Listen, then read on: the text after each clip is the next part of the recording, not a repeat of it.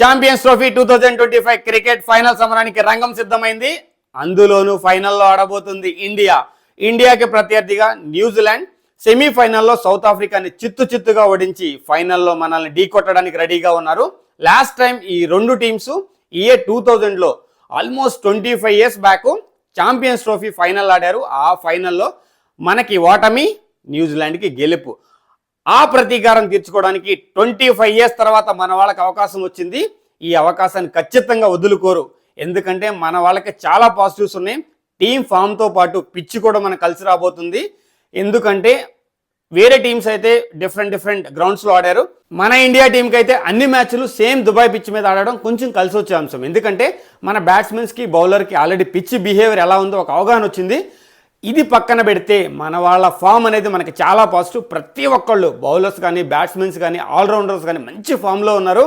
ముఖ్యంగా విరాట్ కోహ్లీ, శ్రేయస్ అయ్యర్ వీళ్ళిద్దరు ఆడుతుంటే ఖచ్చితంగా వీళ్ళు ఈ మ్యాచ్ గెలిపిస్తారు. వీళ్ళని అవుట్ చేయడం ప్రత్యర్థికి కష్టం అన్నట్టు ఆడుతున్నారన్నమాట. వాళ్ళ ఫామ్ అనేది ఈ మ్యాచ్కి చాలా ఇంపార్టెంట్. ఎందుకంటే రోహిత్ శర్మ కన్సిస్టెన్సీ లేదు. శుభం గిల్ కూడా లాస్ట్ 2 matchesలో పేలవమైన ఆటతో కలవరబెడుతున్నాడు. కానీ వీళ్ళిద్దరు ఫామ్ అనేది మనకి చాలా పాజిటివ్. హార్దిక్ పాండ్యా బాగా ఆడుతున్నాడు అండ్ అక్షర్ పటేల్ కూడా అవసరమైనప్పుడు మంచి ఇన్నింగ్స్ ఆడుతున్నాడు. బౌలింగ్లో కూడా మంచిగా అతని ప్రదర్శన అనేది ఉంటుంది. బౌలర్స్ గురించి చెప్పవసరం లేదు. ప్రతి మ్యాచ్లో మనకి బౌలర్సే చాలా పాజిటివ్. ఈ మ్యాచ్లో కూడా ఖచ్చితంగా మన బౌలింగ్ విభాగం చాలా స్ట్రాంగ్గా ఉంది.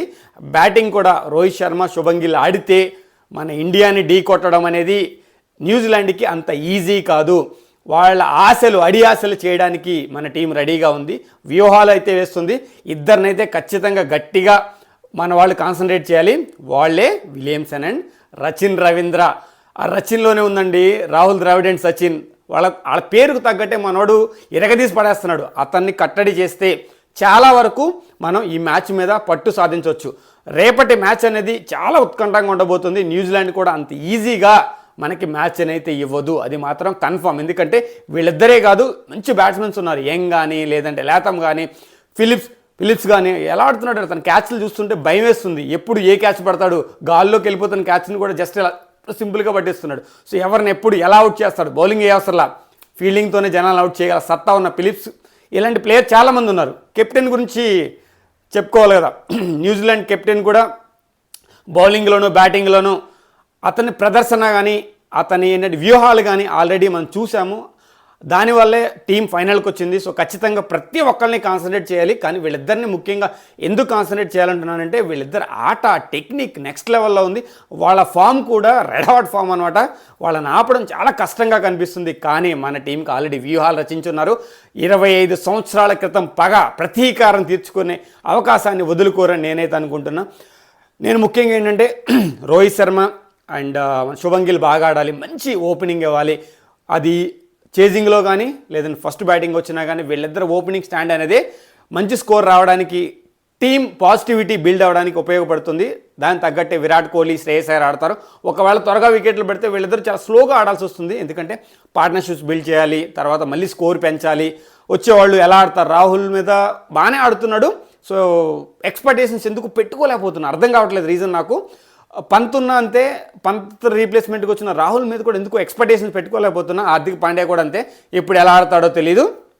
వీళ్ళ నలుగురు టాప్ 4 రోహిత్ శర్మ, శుభం గిల్, విరాట్ కోహ్లీ, శ్రేయస్ అయ్యర్ వీళ్ళ నలుగురు ఎలా ఆడతారు అన్నదే మెయిన్ రేపు గేమ్లో అనేది మనకి తెలుసు. అంటే వీళ్ళ నలుగురు బాగా ఆడితేనే రేపు గేమ్ అనేది మనకి రావడానికి ఛాన్సెస్ ఎక్కువ ఉన్నాయి. సో ఖచ్చితంగా ఛాంపియన్స్ ట్రోఫీ మనం గెలవాలి. లాస్ట్ టైం తుటిలో మన ప్రత్యర్థులు పాకిస్తాన్ చేతిలో ఓడిపోయాము.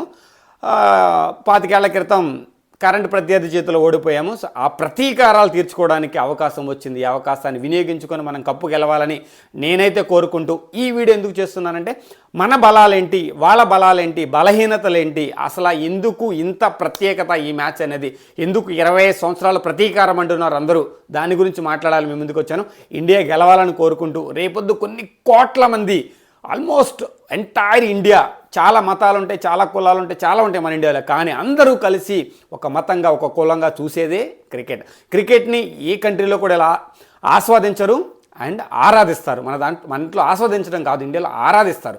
సో దీన్ని ఎలా అంటే దీని గురించి చెప్పలేము, ఎందుకంటే మనలో అదొక పార్ట్ లాగా తీసుకుంటారు అన్నమాట క్రికెట్ని. సో ఖచ్చితంగా రేపు అందరూ టీవీల ముందు కానీ, లేదంటే కొంతమంది సినిమా థియేటర్లలో ఆల్రెడీ షోస్ చేస్తున్నారు క్రికెట్ లైవ్ స్ట్రీమింగ్ అనేది ఉండబోతుంది. సో ఖచ్చితంగా అక్కడ అన్ని బుకింగ్ జరుగుతున్నాయి. అందరూ రేపటి మ్యాచ్ కోసం ఎదురు చూస్తున్నారు. సో ఖచ్చితంగా ఈ మ్యాచ్లో మన వాళ్ళు గెలిచి కప్పు ఇండియాకి తీసుకురావాలని కోరుకుంటూ జై హింద్. Srini signing off.